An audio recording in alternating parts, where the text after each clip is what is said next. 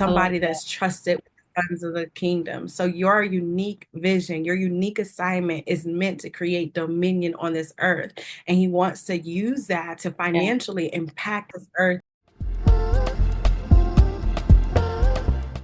Hey, visionaries. I am here with Ayla Ellen. She is the host of Affluent and Abundant Network, a digital entrepreneur, a Christian tech founder, and a faith-driven personal development coach.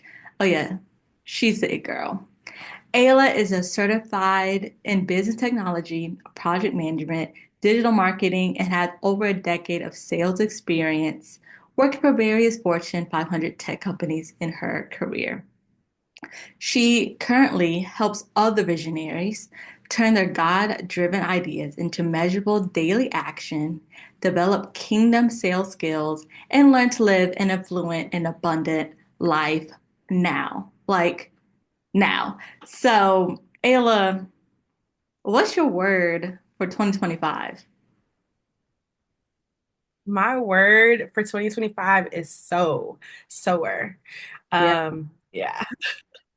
So God gave me the word, he gives seed to the sower. And for a very long time, I thought it was me. I'm like, oh, I need to create the seed. I need to, Right. get these seeds going. But he's like, chill. I'm the one who give the seed. You're just the sower. Stay in a child's place. you know, he's like, that's how my daddy talked to me. So sometimes, so he's like, stay in a child's place. Like, I will bless you with the seed to sow.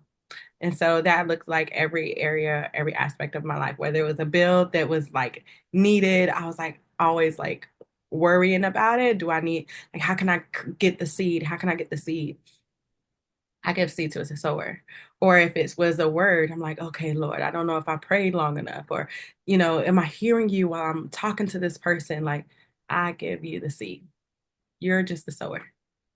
Oh, So that's my word.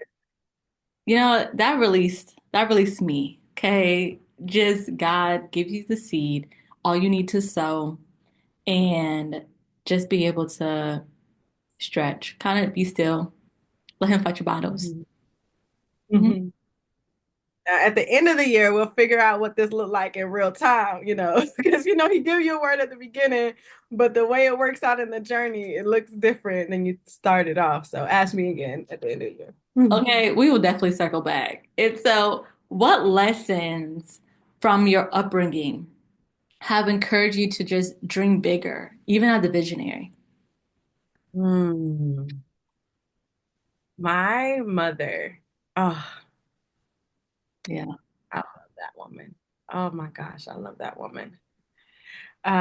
She recently passed in May, and I was reflecting a lot on just who she is as a whole, our lives together. And it's just this beautiful place of gratitude that I have for her. I used to look back and only see my impoverished background.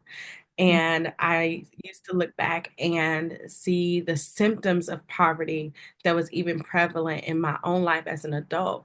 Right. And when I say the symptoms of poverty, I'm talking about fear, lack, living in lack and limitation. I'm talking about procrastination, depression, even worry, anxiety. I used to live in a cycle of all these symptoms of poverty.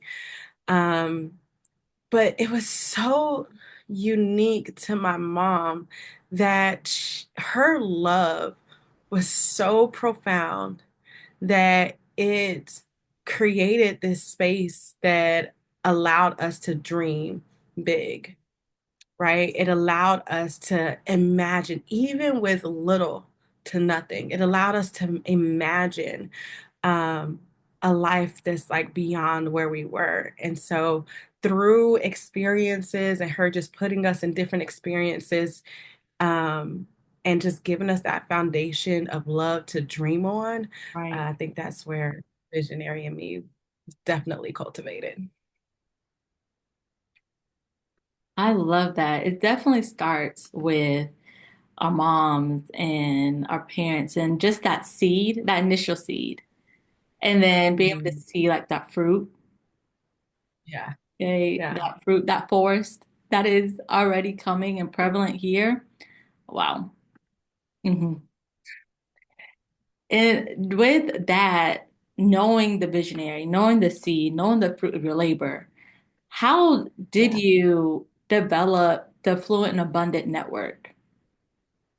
Yeah. So the Affluent and Abundant Network was actually birthed from that place of me being in this impoverished, like, or overcoming. I wasn't necessarily in it, but I was coming out of it. Yeah. I like to say the wilderness. It was between the deliverance of Egypt to the promised land, but in the wilderness, God was stripping off all these symptoms of what bondage looked like. And it was there that God called me to produce the Affluent and Abundant Network.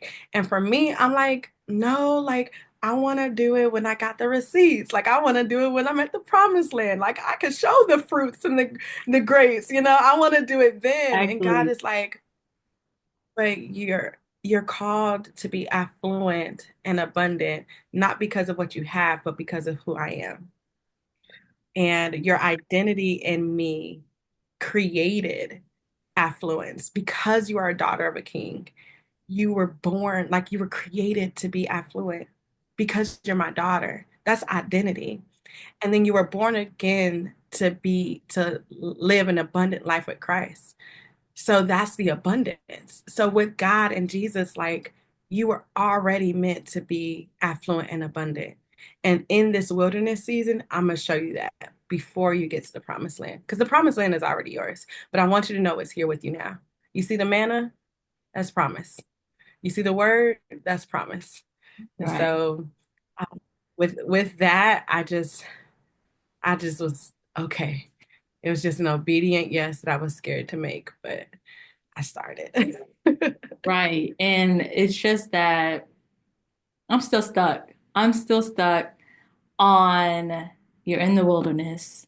He's telling you, one, I need you to see it, I need you to sow, I need you to cry, I need you to just be there without the receipts. So when you get to the promised land, you're like, oh, I went through all of that for this. hmm hmm It's like that wilderness is like the preparation, and that's really what I used to launch the year of me launching out was preparation. Like, Ayla, do you know how to get on camera and speak? What does the style of the format looks like? Can you just show up and consistently? Like, what do you want? Like, what would you say? How does God want to move with you? And I think the wilderness that Moses was bringing them out of was getting rid of those things that they were dependent on their master for and transitioning to another master. My master was control. My master was like, it had to be perfect. Like it had to look good. It had to like be in this box. And God was like, well, I'm your master. And what if I want to do it imperfectly? What if I You want to just do said your it differently? master. Like, what's your master? What's your idol? Y'all, I'm catching it. I don't know if y'all catching it. I hope y'all get it. Oh, yeah. That's good. So the master of control. Dive deeper Yeah. into that. The master of control for me, man, I think it comes from my background, like being an underprivileged girly, like not having much. We used to move from place to place all the time. Sometimes we didn't even have a home to stay in. We would live in hotels, and so in that instability, I gravitated to what I could control, right? In that, oh, I don't know what tomorrow will look like. I Mhm. gravitated to what can I control today? And that control became peace for me. And for a while, like the Lord met me there and allowed that to be peace for me, right? Because he was producing love in me that would be that foundation of peace that I needed from him. And so from the wilderness or from Egypt, what this master looked like, this Mhm. control that I worship, this control that I, you know, found my peace in, uh, God was dismantling it in the wilderness, and it looked different. Like the people in the wilderness, I didn't know where, like I didn't know what the next assignment was. And I think people get really scared about, well, God, I know you told me to do this, and now you pivoted me to do this. Like that was me. That was me and my business journey. So like, yeah. And what advice would you share with those who are going through that navigation of the pivots in their business? Uh, I Oof. I like to tell people that in the pivots, like God is producing a good work in you.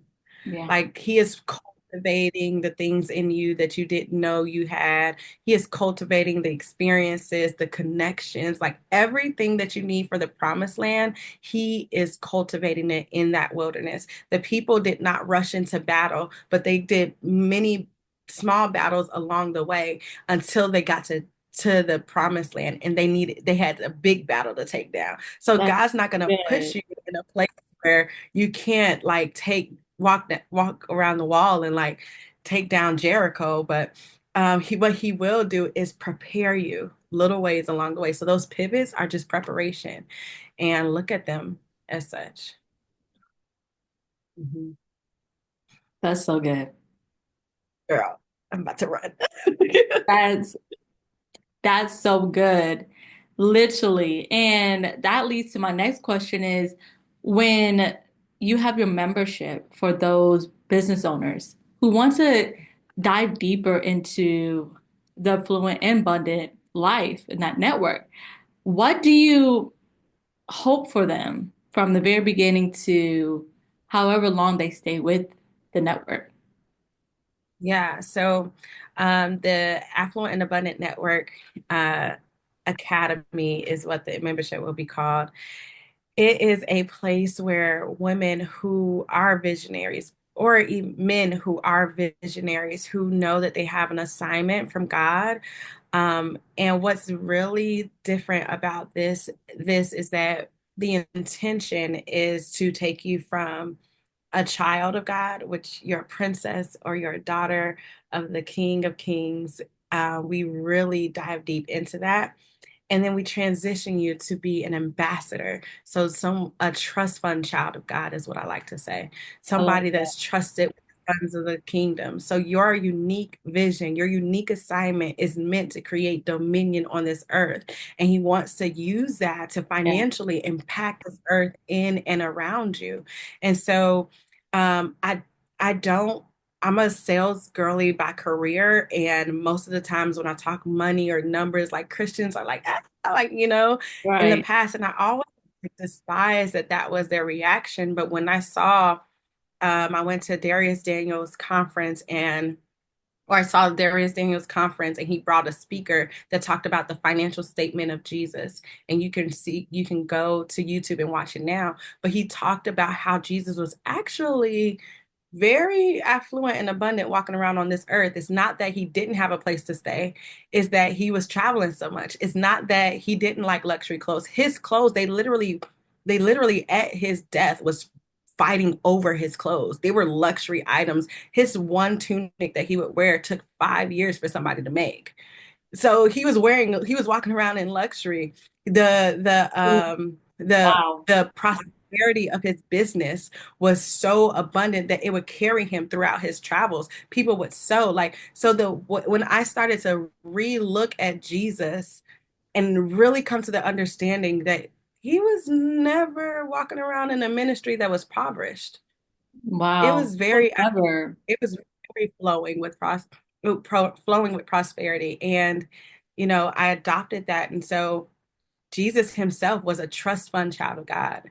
He was trusted with the funds of the kingdom to create dominion in this earth. And the people that comes into the affluent and abundant network were rewiring what that looks like for them. Wow. My mind is blown. I'm taking notes. It's like, wow, I want to be a trust fund, baby. Yeah, Okay. that's my baby. Yep. I am a trust fund. I'm gonna claim it. I am a trust fund, baby. Right. Okay. Right. And if we're talking about actually creating dominion here on earth, our pastor just had talked about this past Sunday, but the Good Samaritan, he wasn't the pastor, he wasn't the assistant church server, he was a man with money. He was somebody who was already on his way to go do business, to go do something. And he Right. still stopped there. And I want to be somebody who not only prays for somebody, and I can, and that's powerful work, but can I financially help them too? That's good. That's so good. And what does that mean?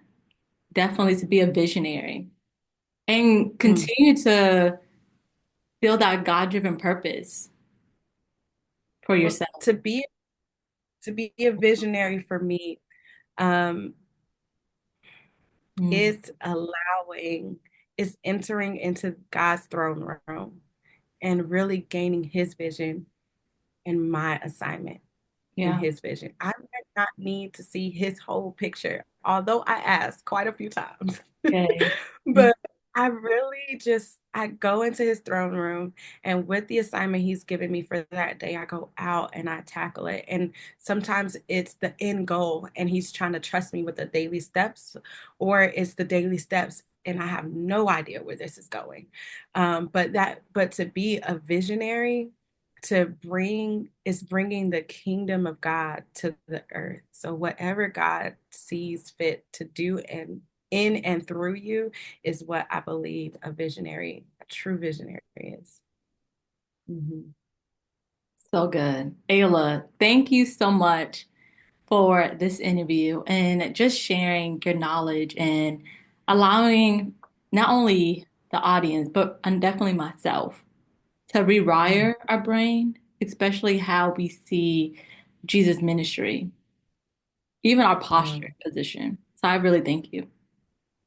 For sure, for sure. And I appreciate you even for creating a space like this for people to come and talk about their visions, and it really allows people to hear and expand their mind to what is possible, not just in this earth, but in the kingdom too. So, girl, I'm so proud and I'm excited and I can't wait to see more and more of you for sure.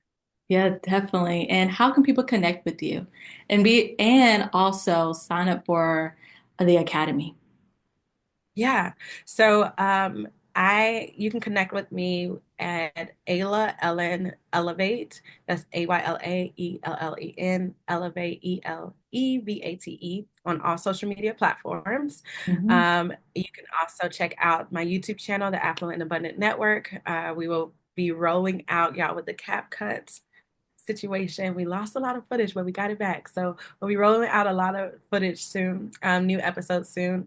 And to tap in, I actually created a vision guide. So how to gain vision guide, and that will be at aylaellen.com, especially by the end of the day. So you'll be able to, by the time this launches, you'll be able to tune in and grab that. If you're somebody that is like, I don't know how to gain vision, or I want to figure out how to gain vision from God, and you don't know what that looks like, this is a practical guide that literally sits you down from creating the space to what do you say when you sit, what do you think about, how do you meditate and really gain vision from God.